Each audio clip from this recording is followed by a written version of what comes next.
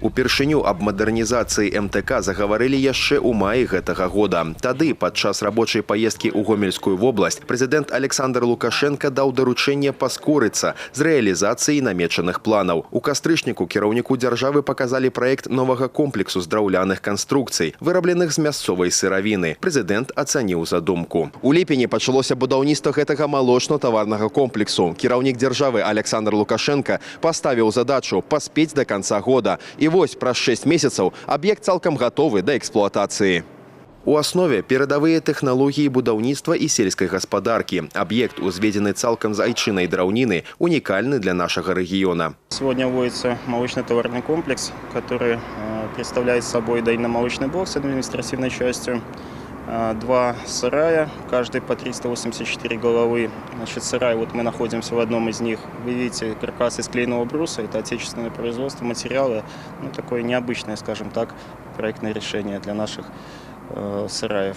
У пікавыя перыяды на будпляцоўцы працавалі больш за 200 чалавек без выхадных. І вось 2 новыя кароўнікі, даільна-малочны блок і прафілакторый для маладняку, здадзены ў эксплуатацыю. Цяпер справа за камплектаваннем памяшканняў дойным статкам. Адкрыццё абноўленага МТК давядзе пагалоўе ў гаспадарцы до 2000 галоў. Такой, конечно, не проблема. Никакой.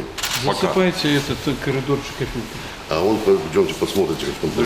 Комплекс павінен пачаць функцыянаваць ужо ў першым квартале наступнага году. У планах набыццё больш за 300 галоў з высокай прадуктыўнасцю. Увод у эксплуатацыю МТК, акрамя новых працоўных месцаў, гэта магчымасць павялічыць надоі малака і вытворчасць мяса. Усё гэта умацуе эканоміку раёна і паўплывае на харчовую бяспеку ўсяго рэгіёна. Для хозяйства, безусловно, это прорыв.